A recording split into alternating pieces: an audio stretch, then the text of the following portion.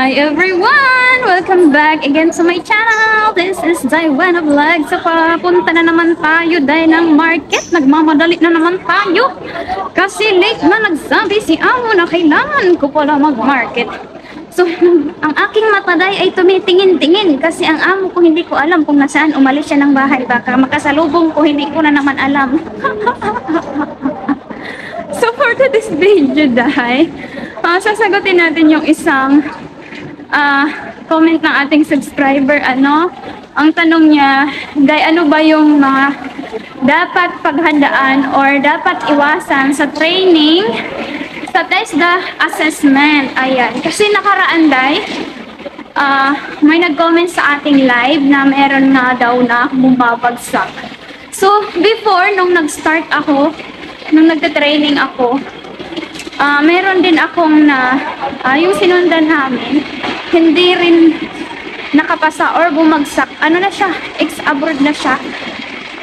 Dahil sa mga sinabi niya. So ito tatandaan nyo, huwag nyo kung sasabihin or gagawin during assessment. Kahit nagtitraining kayo. Kasi alam nyo, yung grade natin, if I'm not mistaken, mas mataas ang percentage na sa attitude natin, no? Yun. So, magpakabait talaga tayo kung ano yung mga bawal na sinasabi ng nagtitrain sa atin or assessor natin ay sumunod na lang tayo. No? So, may isang nag-comment nung nakaraang live natin ay yung kasabayan niya dalawa. Ex-Hong Kong at ex-Italy.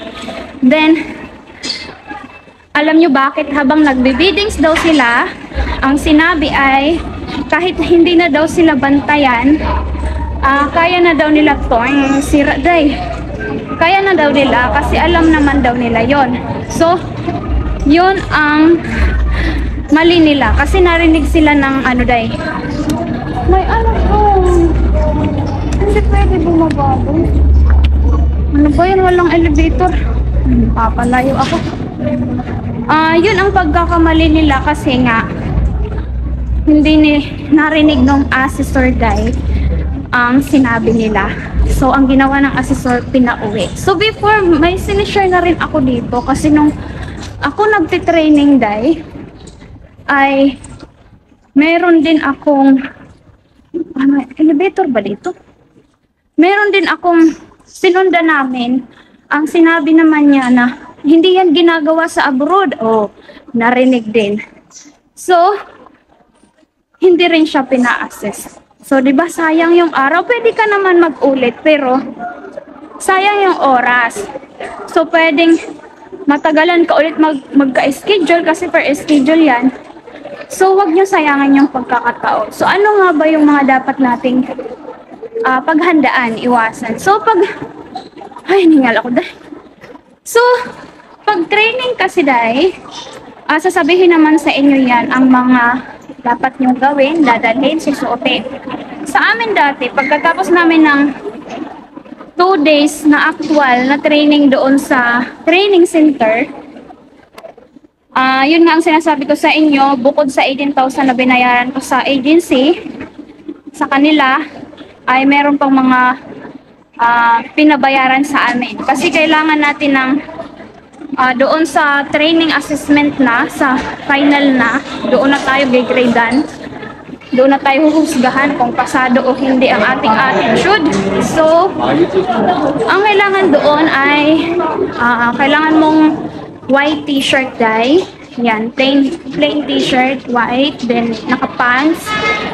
Tapos, bumili kami ng apron. Ayan, apron, gloves, tapos hairnet, then pagputok, pa-ID, kailangan kasi siya kasi ididikit doon sa ating certificate. Magkano din yun? 100 plus din ata yun. Then, syempre yung rent mo doon sa transient, sa mismong kami nag-stay sa mismong pinag-trainingan namin sa training center. Then, okay na pala siya. Di ba ang galing nila? Okay na pala. Nawala na. Then, yung pamasahe mula, ano kami sa Green Hills. Green Hills yung aming training center din, Laguna. So, may bayad din yon, balikan. Ayan. So, kailangan doon day, ang pinagawa sa amin doon sa assessment na, pina-off sa amin lahat ng mobile namin. So, hindi pwede mag-take video, hindi pwede. So, lahat naman kami ay mababait, o, di ba? Talagang ako, sunod talaga ako kasi ayaw ko umulit, ayaw ko masayang yung 18,000 ko. So, in-off ko talaga yung phone ko. At nagpakabait talaga ako. Never ako nagtuking-tuking, yung ganyan. Pero that time nasa amin day, meron talagang muntik bumagsak. Ewan namin, hindi na namin na chika, ano. Paano naman siya, pa Middle East naman siya. Sumabit siya doon sa pag-serve. Kasi yung pinakaamo mo doon na si servant yung nag-a-assessor sa'yo. So meron ka doon sasabihin, ewan ko bakit siya sumabit doon. Hindi na kasi siya pinatuloy. Hindi na siya pinagawa. Pinaupo na lang siya. So, buti na lang, mabait yung aming may-ari ng training center. Pinaglaban siya. Hindi pumayag na hindi bigyan ng certificate. Gusto ba nila hindi na kami magdala dito ng tao? Sabi gano'n nabigyan. So, ano nga ba yung una naming ginawa doon sa training center day? So, yung mga ginawa namin sa training center, hindi na namin totally nagawa in exact doon sa assessment na. Kasi pagdating doon, ang una namin ginawa, na-ready namin yung mga gamit. Ang linis sa amin una ay yung CR. So, yun nga, hindi ako nagbumungad dahil hindi ako nauna. Pang-anim, pang-pito ata ako. Ayoko nang anuhan agad, manuhan.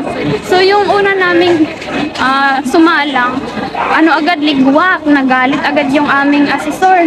Sabi sa amin, ganyan ba kayo magtatrabaho doon sa ibang bansa? Lalamya, ganyan. So, dapat, tips ko sa inyo, ipakita nyo yung lakas nyo. Yung isipin nyo, nasa amo na kayo, nagtatrabaho. So, ayan, continue natin mamaya mag-marketing na. So, ayan, day, ang ating pamimilhin today. Tomato 4, choy sam tukati, mushroom half kati, yaumak, choyokgwa, frozen minced pork, tofu 1 box. So, ayan, ang ganda ng tomato nila ngayon. 4. Choyokgwa to. So, ayun. Ayan, choyokgwa day. Liko. How much? 25. 25. Receipt, please. Choy sam tukati. Tukati? Yes. So, ayun day, nagkagulo day. Kasi bumili ako ng choy sam, diba? Dapat, ang dalawang kati ay 24 lang. Sinuklian, binawas ay 33. So, ang una kong bili ay plinas. So, sabi ko hindi pwede. Nagbayad na ako doon sa isang tendera. Bakit plinas pa yung binili ko doon sa kanya? So, hindi ako pumayag. Buti chinek ko. 1 kati is 12 lang. So, 24 dapat. O, diba? Next natin ay mushroom. Itong mushroom. Ayan. So, day, i-check nyo talaga, double check nyo talaga yung receipt niyo. Lalo na pag mahigpit yung amo nyo, tulad ng amo ko, i-check nyo dapat talaga. Naku po, magbabayad pa tayo, di ba? Next natin, day, ay tofu. Tuna tofu. 1 liko. Next natin ay frozen pork. Ayan, dahil tapos na tayo mag-market. Pagdating nito sa bahay, magpe-prepare pa ako ng pang-dinner namin. Din lalabas anong oras na, alas 12, makikigit na. Prepare pa. Kasi lalabas kami pagkatapos kain namin sa labas. Pupunta kami ng kalaruan ng mga alaga ko kasama si among babae. So, ayan na. Saan na nga tayo naputol day? Ang daldal ko na. Ay, nanginig ako doon sa pakikipag-away ko doon. Hindi naman nagipag-away, nakipaglalis talaga ako kasi ako yung magdadagdag, diba? So, ayan, saan na ba tayo naputol doon, no?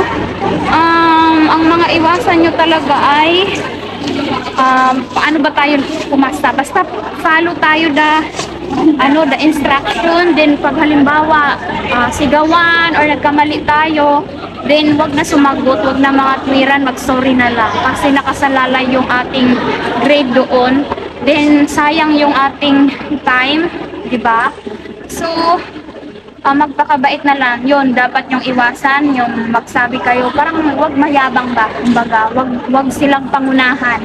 Kasi syempre, ando naman yung na dapat yung attitude talaga natin ay 60% talaga. Then additional doon yung nakaka-follow ka ba ng instruction. Isipin nyo na lang na nagtatrabaho na kayo dito sa Tungtong. Diba? Yun yung ini-example nila sa inyo, sa atin. Ayan. So, ayan lang for today's video, day. Yan yung babae na nangbudol sa akin. Magkapit-bahay pa kami dito sa Pogo. So, ayan lang for today's video, day. Kung nagustuhan mo ang video na to, don't forget to like and subscribe my channel. See you next vlog. Bye-bye!